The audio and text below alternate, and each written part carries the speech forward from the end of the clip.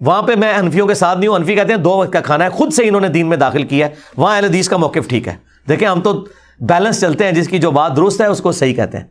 कि कुरान में जब आया ना कि आपने रोजे के बदले फिदिया देना है, तो कुरान को कोई आर नहीं थी ये कहने में कि 2 वक्त का खाना। आजकल तो भाई 3 वक्त का खाना है, हम तो 3 वक्त खाते हैं उमूमन।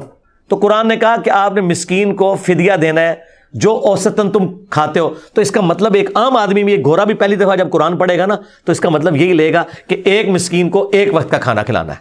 हनफियों का 2 वक्त का खिलाना बातिल है, क्योंकि आजकल तो हम 3 वक्त खा रहे हैं। फिर हर जमाने का, हर इलाके का अपना कल्चर है।